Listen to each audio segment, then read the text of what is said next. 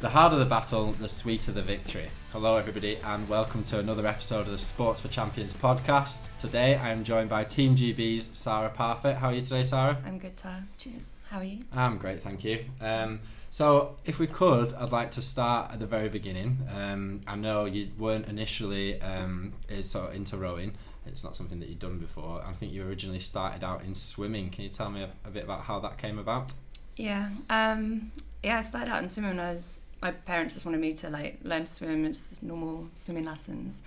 And then I had a really nice swim teacher who just said I should not keep going after these badges and 25 metres, 50 metres. He said to join a club. So we started joining the club more for me, but my brother was older, so I kind of followed his footsteps, but we both left swimming lessons at the same time.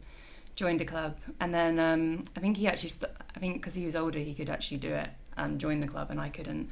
And then I always remember that he got a Mars bar after swimming and I didn't, because I didn't swim. So as soon as I found out I could swim, that was when I got my access to the Mars bar after training. So it kind of started all through food, and always helps. Definitely. And I think you achieved quite a high level. You ended up swimming at a national level.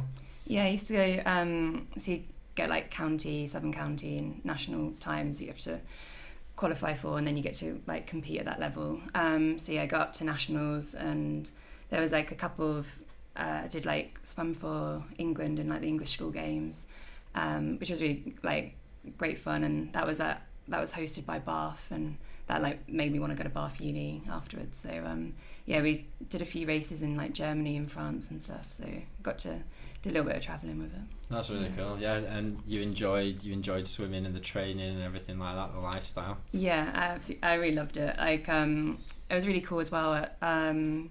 Medway Council sponsored me and for a little bit, and they used to write letters to the school to say that on certain days of the week I'd be going swimming training, so I might come in late before, because swimming training was 5 till 6:30 in the morning, but I'd still always manage to miss the school bus or something coming back from it. And there was I didn't mind getting up that early. It was easier to get up for swimming before school than it was to get the bus to school. It was really helpful that I got some help for letting me come in a little bit late or let me eat in class, because I'd still be hungry from training. So definitely enjoyed it. That's really interesting. And I know that it was actually injury that took you away from swimming. Can you tell us a bit about that? Yeah, so it was the time that you're kind of off at school, doing your GCSEs, but you're popping in and out for your exams. And I was meant to hang out with a friend, and then my dad, at the time actually, my mum had chemotherapy, and she had lost her, you can get deteriorated eyesight, so we were dropping a car off to go and get fixed. And to get back to go and get the car, obviously my dad had to get there, but I couldn't drive a car home, so we were why don't we cycle there and then drive the car home? And then on our way to pick up the car, I got hit by a lorry when I was on my bike, and didn't actually notice at the time. I passed out a few times, and it was probably bigger than me and my dad fought, and I got back on the bike. Both of us at the time, my dad, I think he'd done first aid course at work, and I was a lifeguard, so we probably should have been a bit more aware of what was going on. But I got back on my bike, and my dad said I just had 2 elbows. There was clearly my original elbow, and then a nice bone sticking out my arm. Wow. But he didn't say anything, and we just kept cycling. And then we got to the car, and then when we got there, he was well, we should go to hospital. So how long did you cycle for after the actual injury? Yeah, I think it was probably another sort of 15, 20 minutes. But I honestly didn't hurt until someone told me I broke it, then it was really painful. Yeah. But at the time, I just remember saying to my dad I didn't want to swim that night, because I'd cut my back on the road and had load of gravel in my elbow and on my hands, because I wasn't wearing gloves, and I also wasn't wearing a helmet, which was really stupid looking back. So now I firmly wear a helmet, and always wear a helmet. Yeah, so definitely learnt my lesson. I just remember saying to my dad this is gonna be so painful in the pool with the chlorine. Can I not swim tonight? And he was yeah, that's fine. Looking at my arm, being you've got a really swollen arm. And then we later found out it was bone. So. Wow. So eventually you did get back to swimming, and I believe you went to Bath Uni. Was that inspired by those sort of early days visiting and doing the trials there and stuff? Yeah, doing so the English school games were hosted by Bath, so we got to stay in like the university campus, and sort of I just loved the campus feel, and it was on top of the hill, and then obviously Bath is like super pretty anyway, so I really enjoyed the whole like experience. But we didn't get to swim at the pool, we swim at Millfield, so Okay. but it definitely opened my eyes up to like what uni could be like, and then from then on I really wanted to go to uni, and Bath was pretty much at the top of the list. Wow. Yeah. So you're swimming when you first arrived there, but I believe it didn't take long for the switch to rowing to take place. Can you tell me a bit about that, how that happened, and how a burger was involved? Yeah. So I went to Bath because I'd done a few tryouts there and really liked the coach, like Mark Skimmon. And yeah, once I turned up, like I think the program was like 24 hours a week, like mixed between like the pool and the gym. I absolutely loved it, but I think it was like the first week in Freshers with the burger is you kind of walk along the parade, and it's like the middle of campus, and they have like everyone's like flyering you, like join this team, join that. And I was already like, I already knew what sport I was doing. I'd gone there to row, and kind of my degree was second to gone there to swim, and my degree was second to that.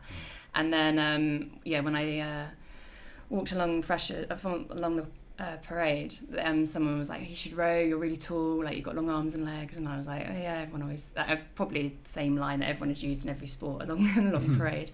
And then they said it was like a free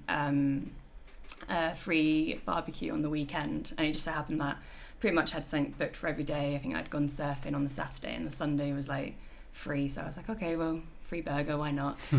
Turned up, and then actually ended up signing up, and then we had Wednesday mornings off swimming training, and then I started doing circuits with rowing. And then one of the coaches was like, why don't you join GB Start? And I think I'm 5'10", and I think the height to join as a woman was 5'10", so I like managed to do the trials. And then you have to do like a weight strength test and a sort of cardio test, and I think I got like one. I think it worked out, like if I was a boy, I would have got the boys' score on the bike. So Wow. I was fit from swimming, so it did be good. Yeah. Amazing. And then obviously transitioning into a new sport, you've got a whole new group of muscles to engage, a whole new technique to learn, basically. Can you tell us a bit about the adjustment and about how you adapted your training? Yeah, found it really hard at first. I thought it wouldn't be as hard as it was. The last race I did for swimming, I actually got a PB in 100 breaststroke, so kind of worried it was a bad choice switching sport.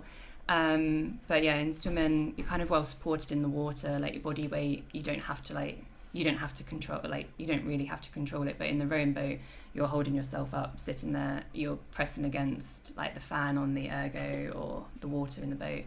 And you have to hold your back in a certain position, and that if you kind of go down your back, your back's supported by like your clavicle, your ribs, but then down at the lumbar region is supported by your core, which I definitely didn't have at the time.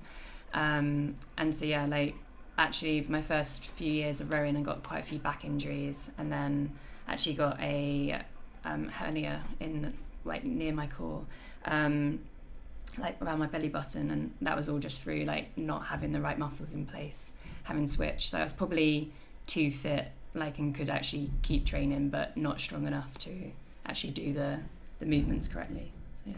So I guess you had to strip everything back, take a look at what muscles you'd be engaging, and then presumably chuck in a few new exercises to try and strengthen that. Yeah, I definitely started.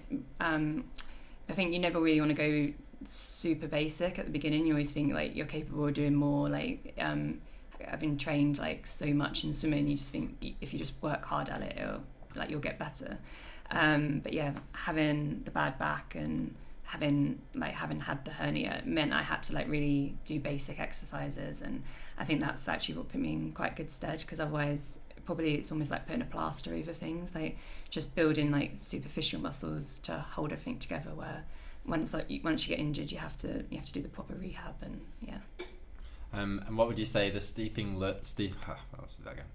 And what would you say would be the steepest learning curve? Would it be the technique, or the actually building the tools to actually go and do the rowing?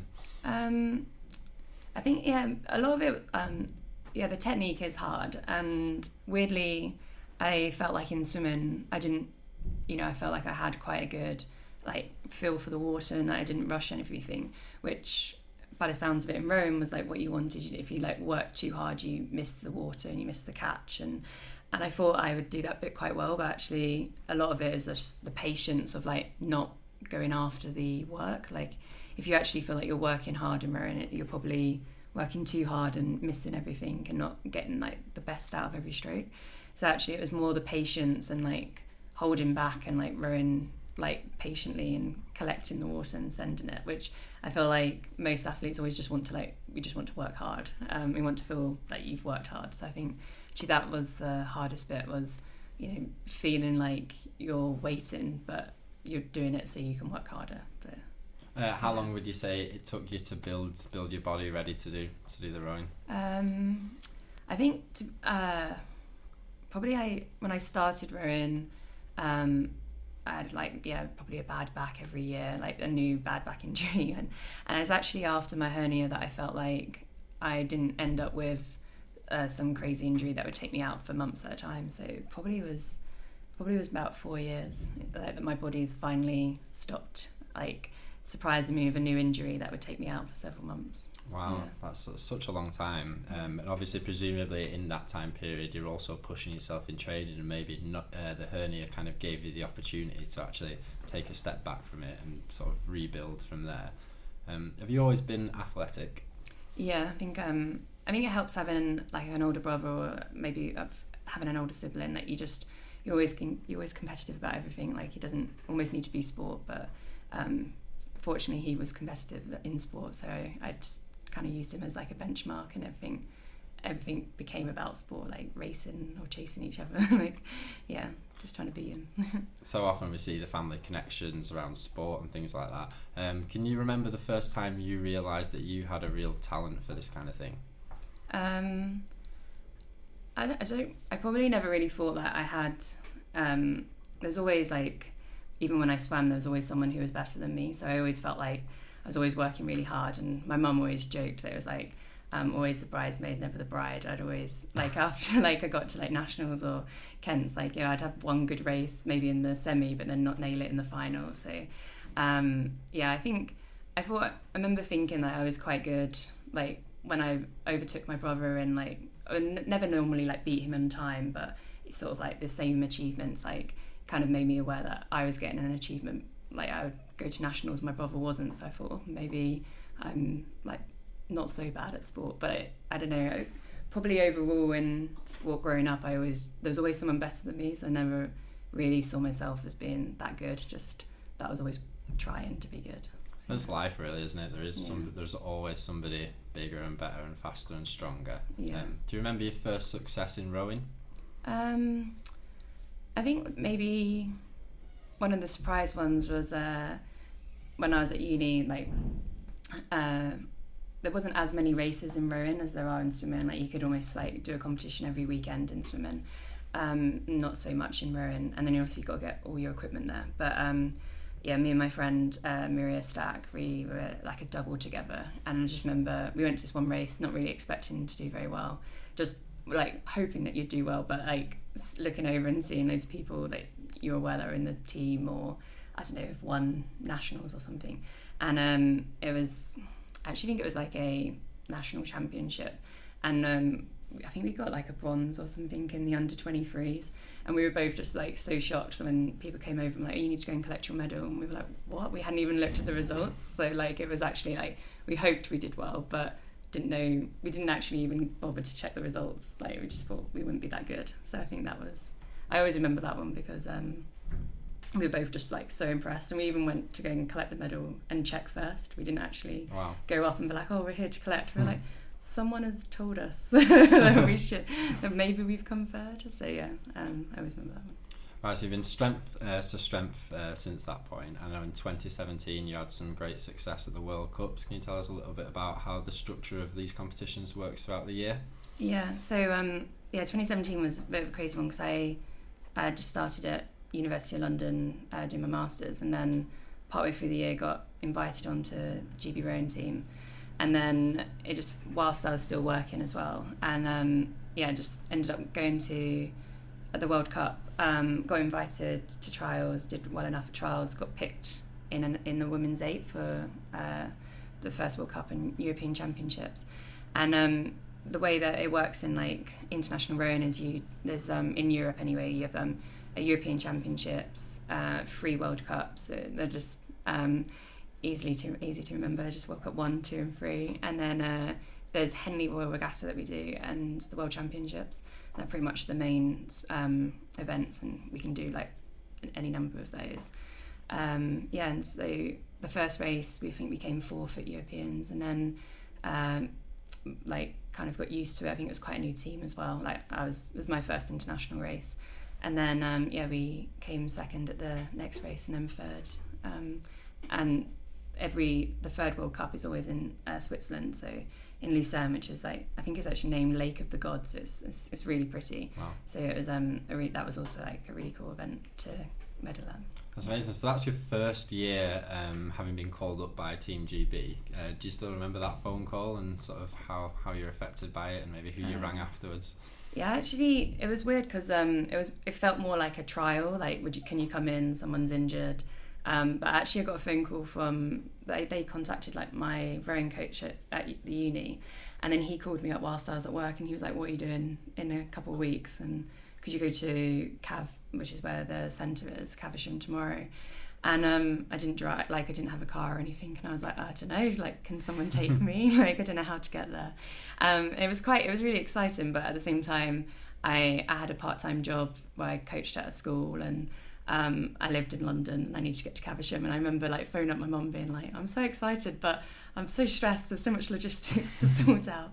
But yeah, it was really good fun. I also had like, because I had a job, I was taking the kids that I coached, we were going to Spain for a rowing trip.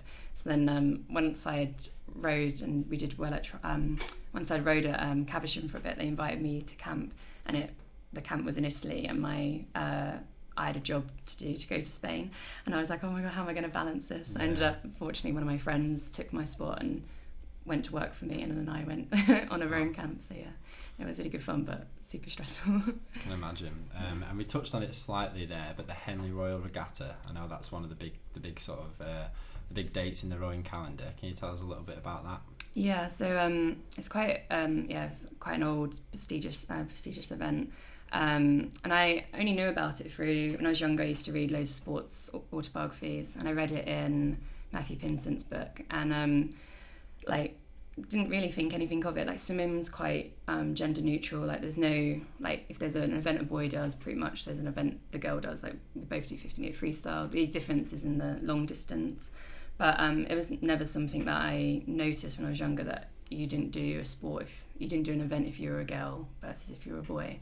But then when I went to uni and I joined the rowing team, they talked about how like they'd send a boys' boat at the end of the year to Henley, and I thought it was a bit weird that no one mentioned a girls' boat, and I thought maybe that's because there's not many girls by the end of the year. And I always remember someone saying like, "Oh, you'll never win it. You're a girl. Like, you know, you have to be an international athlete to win it. There's only a couple of events, and it will never happen. It's hard enough if you're a guy to win it." And I just thought it was like so odd. Like, didn't really notice that. Again, like I was still in swimming, so everything's quite like the events are open for men and women, like of what I knew. And so by the time I finished at uni, so it was like 4 years later, did a composite, so it was like with another team, and we qualified the women's elite event, so it was like against like Team GB or like the German team had turned up, so like they were right, we were never going to win, like we were a uni team, but we had like, it was a sort of prestigious enough to like qualify, and like there's a whole event just to qualify for it, so it was pretty awesome. But it definitely did get a bug of like, oh, it would be awesome just to win one round, and there weren't as many rounds because there weren't as many entries allowed for women as there were for men. And then actually, as I got into British rowing, I got into Team GB, Henley Royal started bringing in more women's events, and I did 1 year in 2017 in the 8, which I think we got to the final, but didn't win it. And then, but I did have fun for finally like winning a round rather than just getting knocked out on like the first day. And also Henley is like it's head to head, so there's only 2 people going up the course, so there's no like you've come second. It's just very much like you progress or you get knocked out.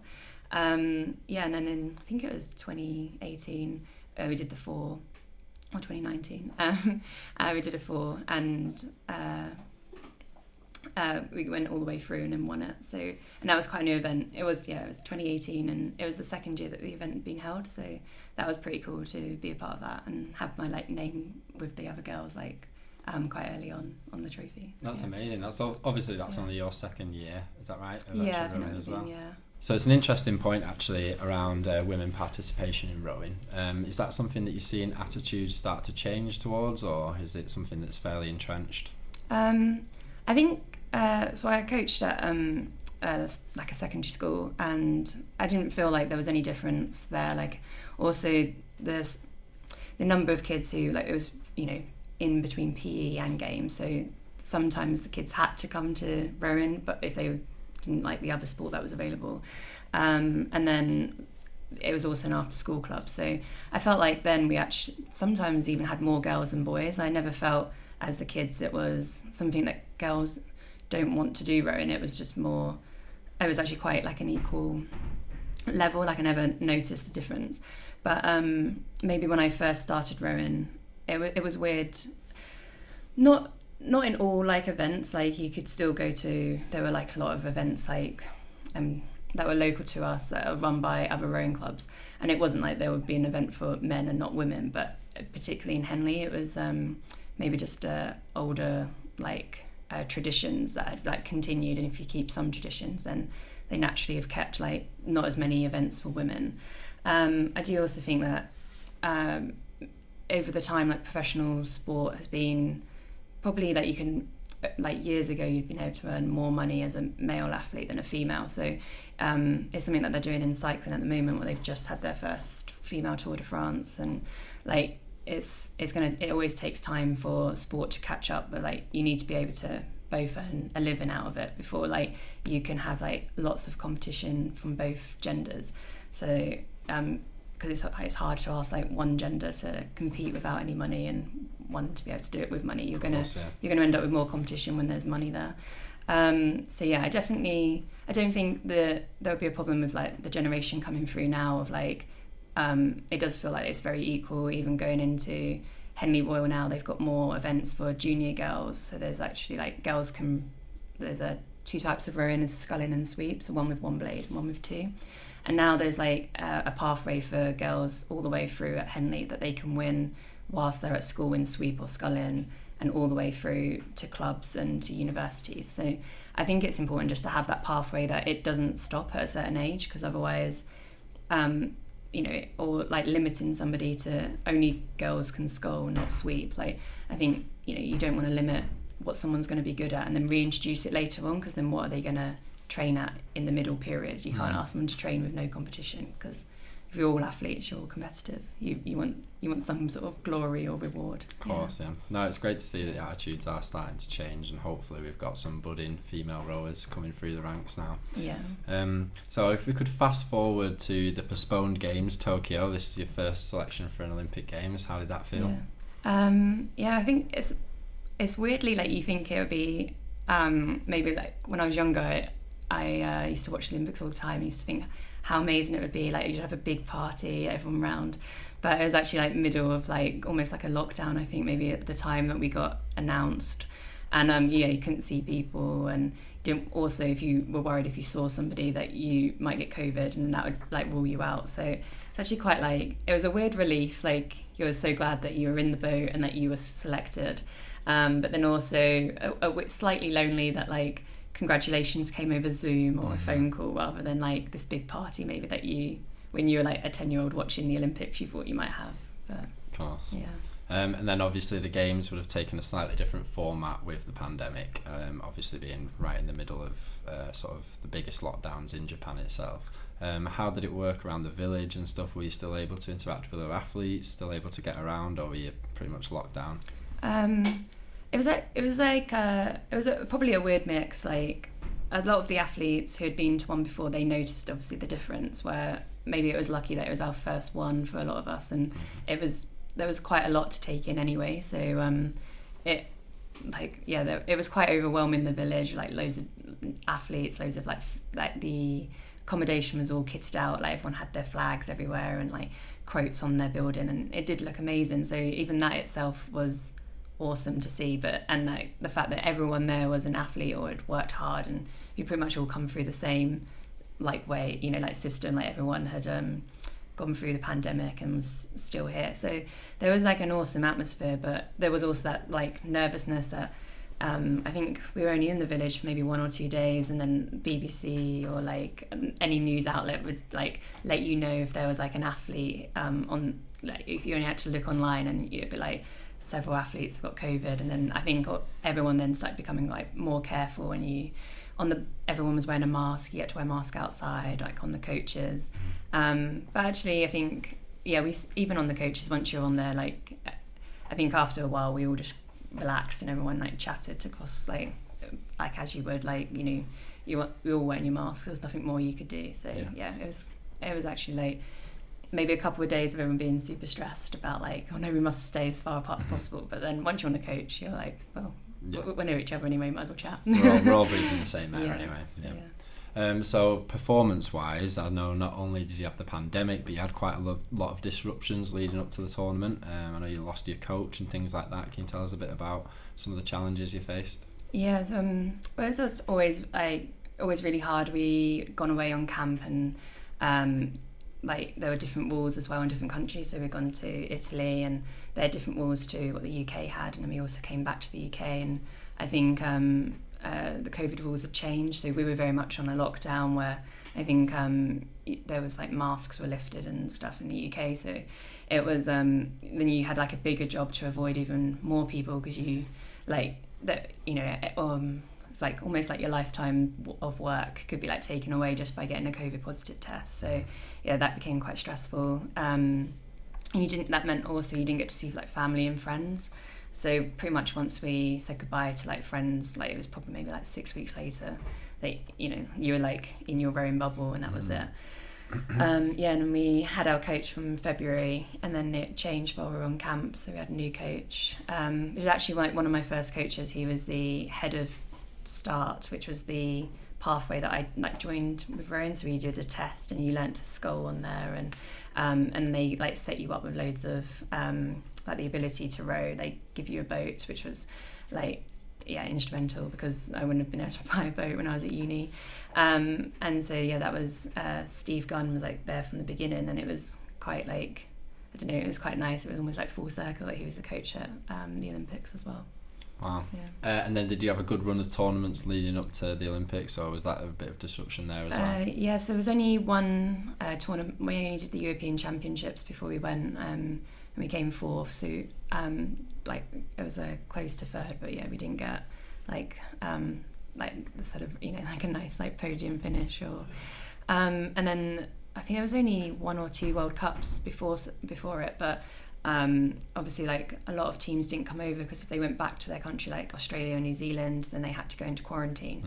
So there was a lot of teams that didn't actually come over or wanted to risk getting COVID, and then that meant there weren't enough 8s for the women's 8 to race. So we could have gone to a race, but would have been the only 8. So we didn't actually get any more races, which was quite sad. Like you just want to be able to like test and try things out, and didn't get that. It can't have been easy with so much disruption. I know that you weren't probably best pleased with your performance at the games as a team. How did that make you feel, and sort of how did you take that? I think it's like it's probably one of the, like looking back on it, it's when you go to an event, everyone is like very much maybe in the media just classed as like it's a medal is a success and no medal is no success.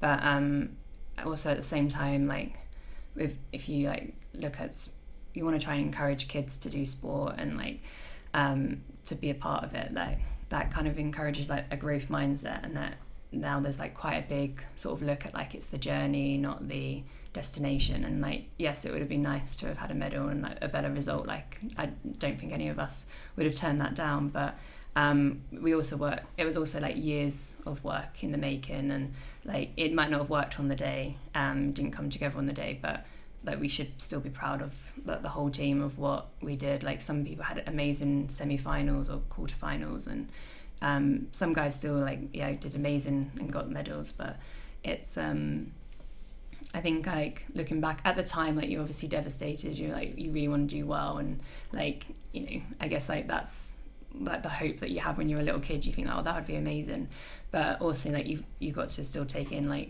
you've worked really hard to get there, and you know, you weren't given the chance to be an Olympian by chance, like you had to work for it. So also like I think looking back at it, like a lot maybe after some time, that everyone's actually proud of like what they did and what they did together.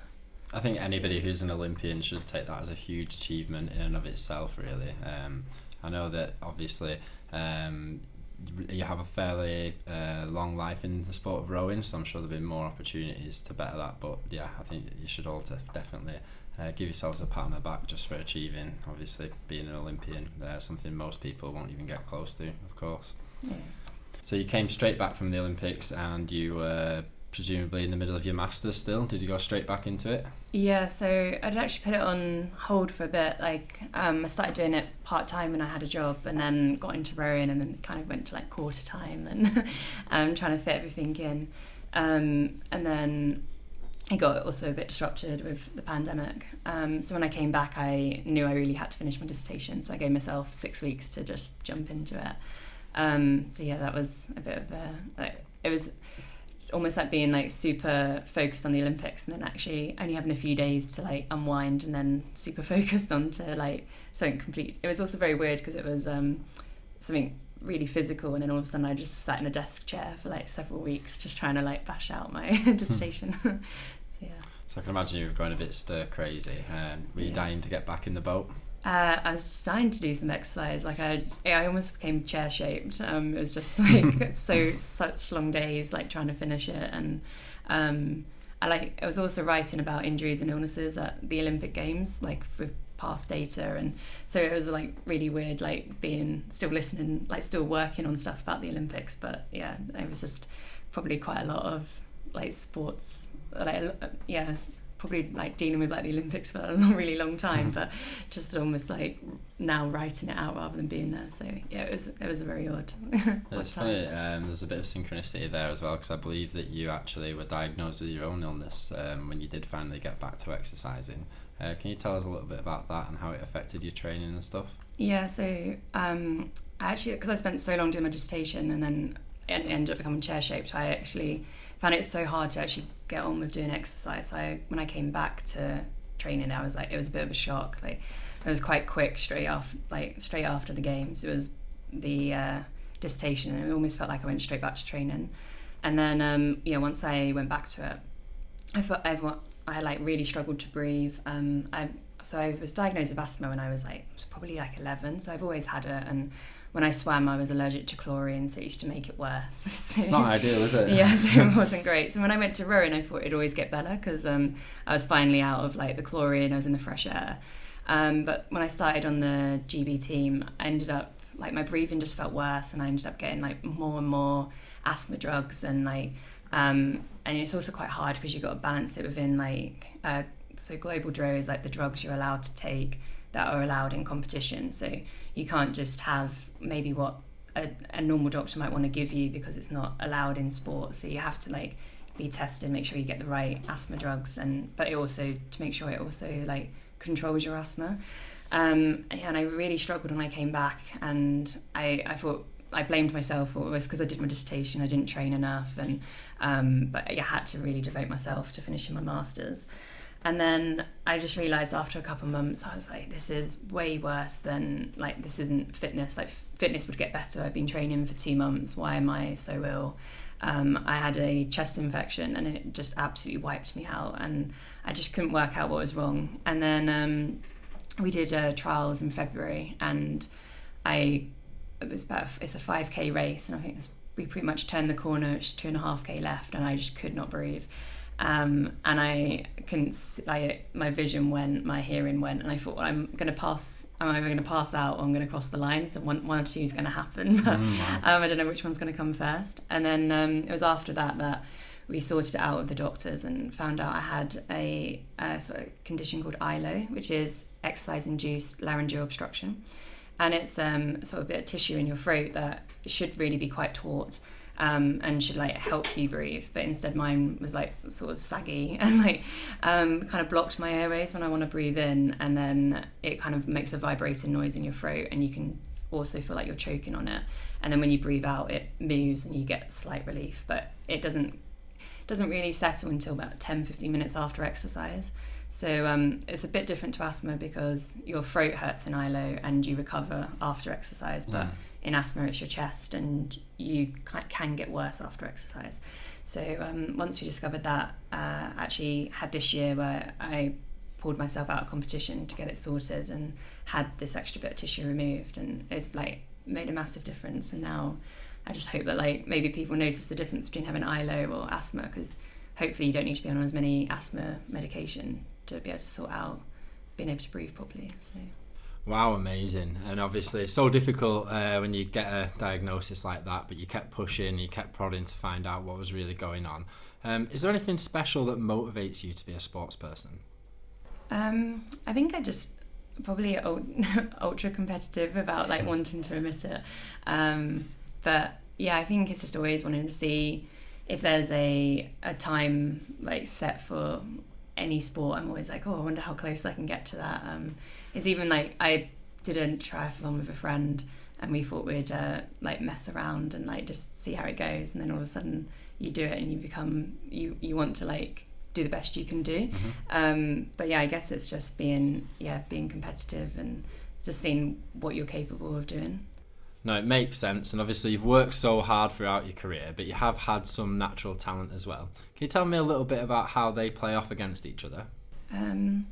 There's always that quote is like hard work wins when talent doesn't work hard, but I do think there's definitely talented people out there who maybe it's more like not a choice, they don't want to maybe pursue that, and maybe then that's when hard work might overtake that. But I do think that you can, there's so many different sports out there that maybe like some sports you do require a natural talent. Like I mean there's a lot of like in football you need to be like you need that gift of like hand and eye coordination, like you know maybe you can develop it, but I mean someone who's got a talent in that is they should like use it. But and I do just think like there is the Graham Norton show with Ed Sheeran where he said he couldn't sing and he taught himself. So I guess there is that point where you can teach yourself if you work hard enough and pursue at it. But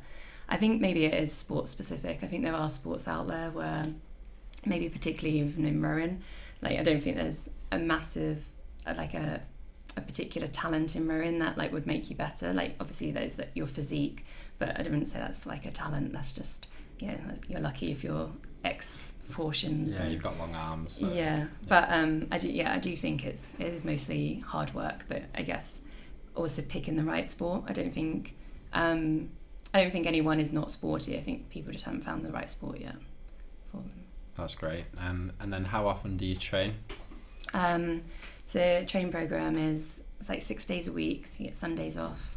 It's 3 sessions a day, and then 2 on Wednesdays and 2 on Saturdays. 3 sessions a day? Yeah. How does that work? So on an average day it starts at 7:30 probably, and then the second session is at 11, and then the third session is 2:30 or 3 o'clock. Is that always outdoors? So you either row outside, or it could even be like they're starting to do like a bit more running now as well. Or it could be like a bike indoors, an ergo indoors, which is the rowing machine inside, or weights. How do you find that in the winter, the 7:30 start? Yeah, it's quite hard. It's actually quite so like it can become so demoralising driving to work in the dark and coming home in the dark. Of course, it's like nice if you've been outside and you've seen the sun for a little bit, but yeah, it can just be a bit hard otherwise. And how is your approach to nutrition? Do you always eat healthy? Yes, probably something I've actually struggled with a little bit is like eating enough. You can sometimes feel like, I think from in a lot of sports and like a lot of sporting people say that like you almost have to train your stomach to like be used to like being able to eat enough, like because I'm probably one of the people who like I could go for a run and then be like not be hungry after the run, like and then I have to force myself to like eat, but then other days it can be a complete opposite. I like come home and find everything in the cupboard. But yeah, it's just actually usually just reminding myself to eat, but make sure that you don't become that if you have done a long session or something's overrun, that when you are hungry you don't go and like source sugar out, you source like the correct food. I think that's always like the main thing, and it's just particularly like always eating after exercise so you just recover, that's like the main bit, rather than sort of waiting and having a big meal later. It's it's about getting the food in and replenishing straight away. And do you have a favourite cheat meal, maybe a go-to after you compete, something like that? I probably always have I love crisps, but so it's probably always just like getting a big bag of crisps that I wouldn't share with anyone. But yeah, it's something like I really like fried chicken or pizza or something. Probably just like real bad food. Yeah. But yeah, just having just almost like having a pick of everything, like just trying something. But yeah. No, it's extraordinary discipline. Do you believe that the life of an athlete is tough compared to other professions? I think they're just different challenges. Like when I worked at a school, it was more, you're still trying to juggle like other like your hobbies outside. So I think we're lucky that I don't come home from training and then think I need to go and exercise to like keep in shape. At least that's already been done that day. But then the sad thing about it is that you're then usually too tired to like want to maybe socialise or maybe like drive like a long distance to go back home for an evening, like, or to catch up with friends because you think, I've got to be up really early to go to training and I'm also really tired, so I want to go to bed. So I think it's just different challenges, and also just being at work, it's like, fortunately I guess at sometimes like our days can be shorter. We've got like a Wednesday, but then we don't have weekends off like completely, so it's just managing. I'm sure like I'll go to work and I'll enjoy some things, like I know a lot of people who've retired from sport just absolutely love the fact that you can have a holiday, like you can just book when you want rather than it be sort of like around the programme of rowing where you're just hoping that like we've got 3 days off, so that's definitely when I can go away rather than pick when you want to go away. Yeah, I think people often don't realise how much goes into it, and it's not like a normal job that you kind of finish at 5 o'clock. You're always thinking about the next steps, and I imagine it's a fairly expensive pursuit as well. Can you tell us a little bit about funding and about how Sports for Champions can help with that? Yeah, so with Team GB athletes or sort of like it's lottery funded athletes, so there's some money that comes off through lottery, through like I guess it goes through like prize, gets siphoned off through the lottery tickets. But yeah, we are lucky enough that we do get funding through UK Sport, but it is obviously a difficult time at the moment with rising costs of course, and it's not something where we're one of those like groups of people where we can't work harder. We can't like, it can't go to your coach and say, if I do a 4th session will you pay me more? So there's no way of actually really earning more money, or you can't skip a day to go to work, because then are you just sacrificing training to get money, but then are you then going to be as good at your sport? So it's like trying to work it out, and how you can actually get extra funding is actually really hard. And then obviously appreciate that businesses now are finding it hard as well, so you can't always get sponsorship from companies either. So it is quite a tough time, and I think same as anyone who's got a job, like you want to be able to be independent. You don't, as an athlete, just because you're an athlete and you want to pursue a hobby, it doesn't feel right that quite often people say like, well, can't you ask your parents for money? Like, you're still an adult in your own right. Like, just because you have a talent for sport, why should your parents have to fork out for it? And in many cases our parents can't fork out for it, so of course. Yeah, it's definitely not easy. Growing up, did you have a favourite sporting hero? Yeah, so my sporting hero ended up having to change, I guess, because I got kind of bullied with it, but yeah, I absolutely adored Lance Armstrong growing up. Tough.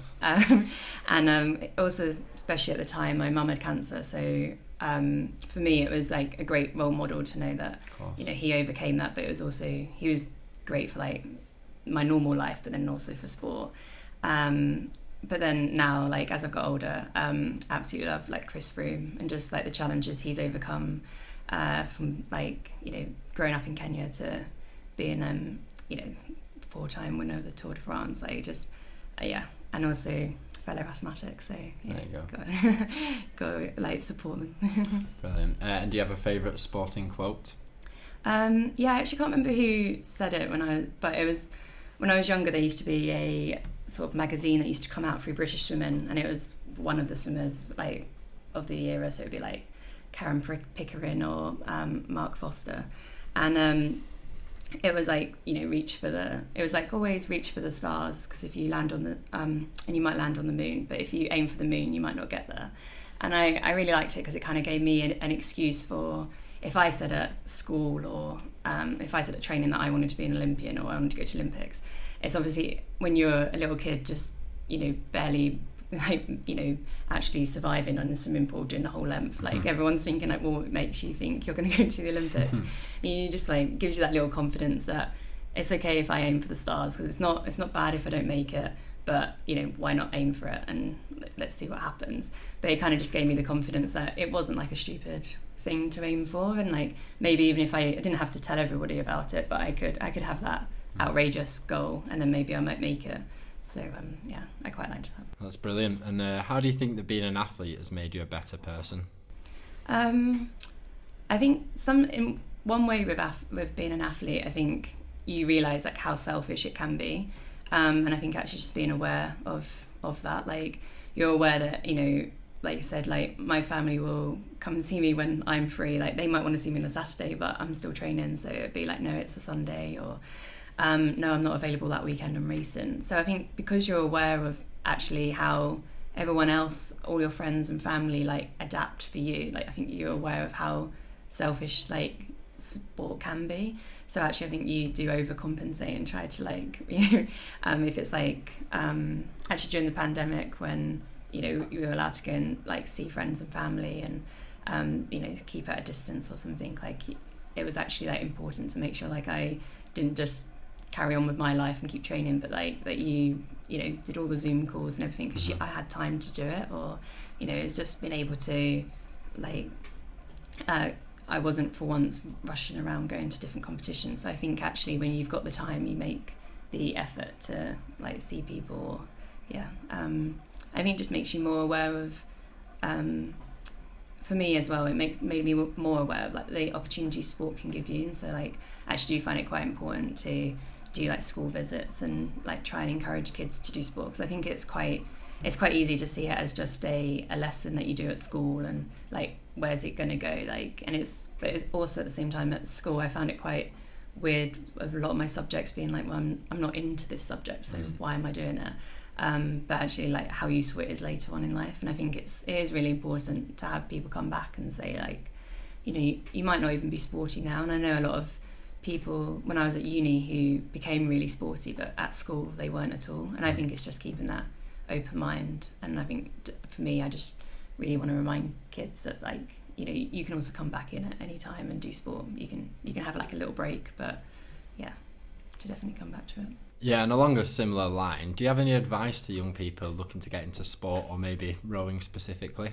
I guess like actually from being in the village at Tokyo, one thing that I really noticed was that there was an Olympian or an athlete was completely different shapes and sizes. Like when I was younger, I felt like I always got told there was this like generic sort of like amazing, you know, 6'6", like long arms, long legs, like I don't know, like a standard like size that you had to be. And when I didn't get past 5'10", I kind of thought, well, maybe I'm not tall enough to be an athlete.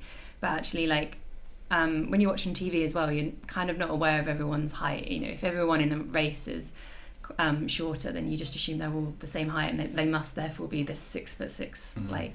And so my advice would just be like, it doesn't matter what size or height, build or anything, there will be a sport for you, and just maybe it's not the first sport you pick, but I think it's just about making sure that you enjoy it. So and not everyone has to be an Olympian to enjoy sport. Like sport is there for everyone, and it's in whatever capacity you want it to be. If you just want it to be a jog or like your own time to get out of the house and like listen to a podcast, then that's a success for you. But if you want it to be more, then there's also the possibility of it being more.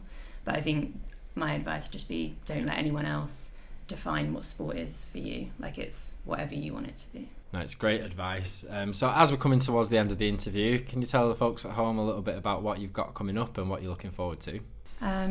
It's at the moment actually going to have like a wee holiday, but I'm really into cycling, so I'm hoping to do like a few cycle routes and like in France, so hopefully get a little bit of a tan. But and that's all before the start of the year, which is in October, and then cracking on with the new year. But in rowing this year as well, they're starting off with sculling, so that'll be my first year doing like quite a bit of sculling. So yeah, it's like almost like going back to basics again, which is what I learned at the start.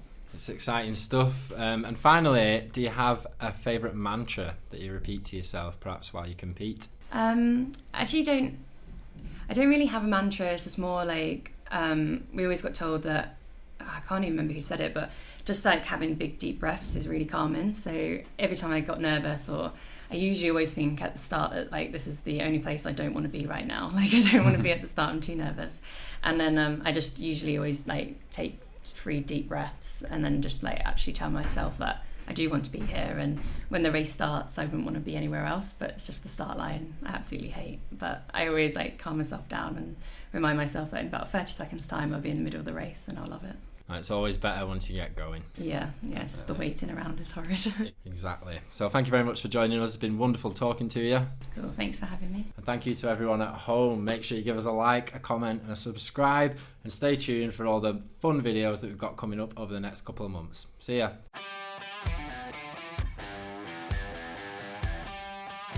Hi guys, hope you enjoyed the podcast. If you did, be sure to leave us a like and a subscribe, and check out all our other videos for some more great interviews and content. Bye.